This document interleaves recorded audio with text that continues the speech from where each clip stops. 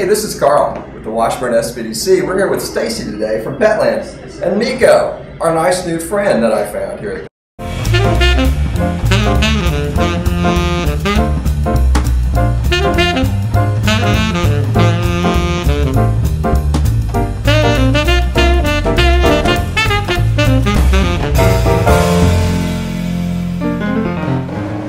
And we're going to talk to Staci about customer service.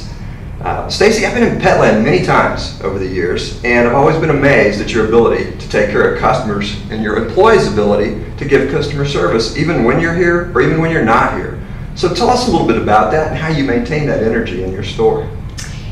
I'm going to speak about our store first. We have a store full of live animals, and that creates an excitement and an energy all on its own. As far as our employees, we really focus. We have weekly meetings on customer service and how to work with the customers and what to do. We have trainings twice a month on customer service. So we really focus on customer service with our employees. That's first and foremost in this business. Excellent training. That is definitely the key to good customer service. I appreciate you bringing that up. Staci, we all know that long-term relationships and customers are beneficial to your business. What are your keys to creating those long-term relationships with your customers? Listening to the customer, keeping the customer happy. Are customers always right? Not necessarily, but do you have to listen and treat them like they are? Absolutely. You have to be fair with the customer. It doesn't mean you'll always have to give in. However, if you don't, or if there is a concern, you have to explain to them why instead of just saying no. Great. So you guys are on the front lines of customer service every day. What suggestions or strategies do you have for those customers that come in with a complaint or that have had a problem? And what kind of philosophy do you have on complaint management? What we do is we start with our sales manager. Our sales manager takes the complaint and listens to the customer. Normally what we found in the last 3 years is that the customer actually wants to go to the top. As a business owner, you will have to deal with the complaints. And what I found in my world is listening.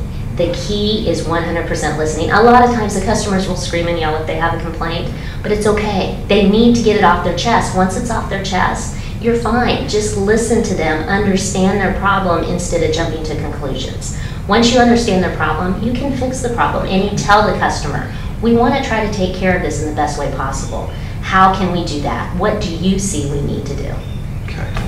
You know, at the Washburn SBDC, Staci, we deal with a variety of clients coming in, and a lot of those are opening new businesses.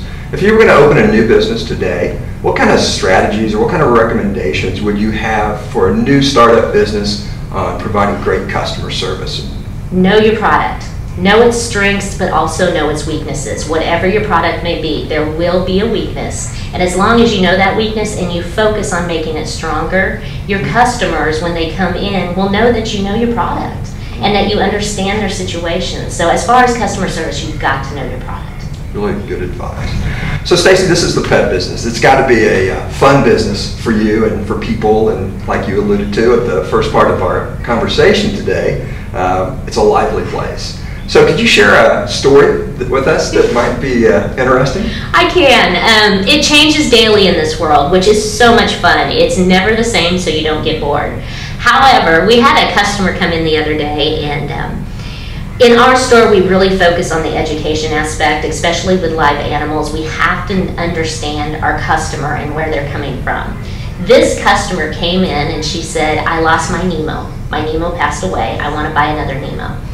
And we said, okay, Nemo is a saltwater fish. Obviously, everybody knows who Nemo is. And I said, what type of tank do you have? And she said, I don't know. It was given to me. I said, okay. She said, it's about this big. I said, okay. What do you have in your tank? And she said, I don't know. She said, I have this brown long thing, and I have this other thing that sucks on the glass.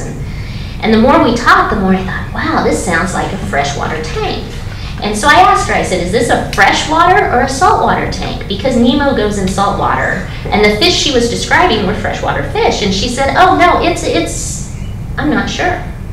And I just looked at her and I said, okay, let's talk about this. The more we talked, we realized she had a freshwater fish tank. She didn't even know it. She went to a pet store and she bought a Nemo.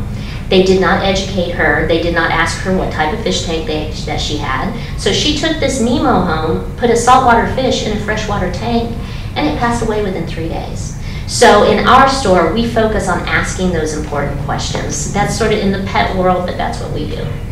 Great. Staci, you know, if I was a small business owner here in the Topeka area, and my customer service was broken, and I wanted to fix it, where would I start to fix that problem?